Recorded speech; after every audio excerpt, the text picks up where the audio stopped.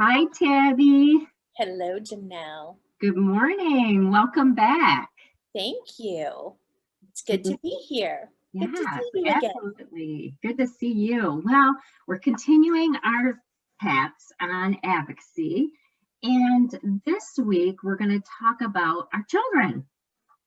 Heaven forbid, I mean, Our children. Our well, children. yeah, I mean, like all of our kids that we're here for. Yes. How do we include them? Well, when do we include them, and how do we include them in the IEP process? So I'm going to let you take the first question.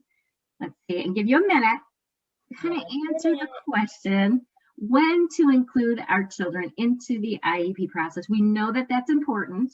It's all about them, right? Yes. So we need to know a little bit more information about when to include them. All right, I'm going to start the clock and go. All right. The short answer is you include your child as soon as possible. And so IDEA says children can be involved at any point, and the level of involvement, of course, is going to vary depending on the age of your child. But if you have a student who's in, first grade, second grade, but they're getting pulled out for speech services, bring them in. Let them talk to you about what works well. When do they want to go to speech? Give them a choice so they know that they have a choice. I remember I brought my daughter to her first IEP meeting when she was like in third grade. Specifically for that, we wanted to talk about, when do you want this service provided? And I remember the director said, well, we don't usually have kids this young in IEP meetings. And I said, cool, well, we're not your typical family. So she didn't stay for the whole meeting, just a short time to share what worked well for her and what her preferences were. Awesome. Great. So Janelle, all right, so that's when do we include children, but the other part of that is how do we include our children? So I'm going to let you answer that question with 1 minute. See, we had to split the time today. Doesn't that stink when we share questions and split time? Okay, ready? Go. All right. Well, I agree with Tabby. You try to get them involved as soon as possible. And how you do that is that when you're preparing for the IEP, you their involvement on it. So when you're writing your little parent report, you ask them questions pertaining to their education, help them or have them, give you their thoughts on everything, and then bring them into the IEP, like Tabby had mentioned, as early as you can.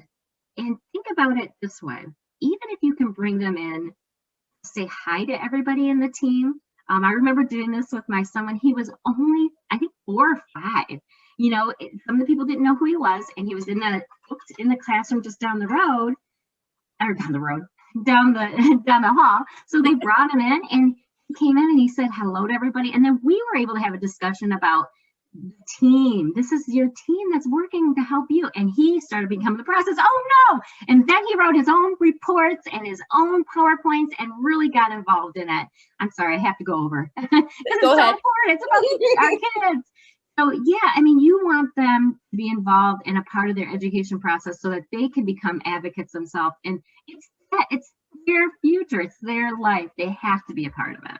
Yes. And you know what? Sometimes kids think that mom and dad are going to this meeting to talk about them and all the teachers, and it gives them a lot of anxiety. They're really like, ooh, why are you talking about me? What are you saying about me? Bring them in and let them see this is not a scary thing. There's no reason to have anxiety. We all are here for you. We all want you to succeed. And we're just working together to do that.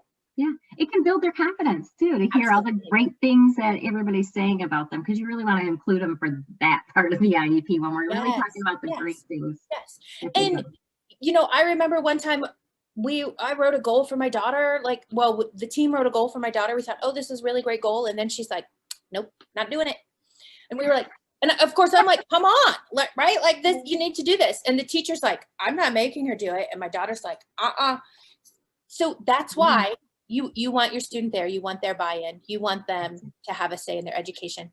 And what you do in that meeting is modeling for them how they're going to advocate for themselves in the future. Absolutely. Great advice. All right. Well, we have to wrap it up because I know we're way over our time. We are, yes. The timer thing is just not working for us. But We need like a full-length podcast. yeah.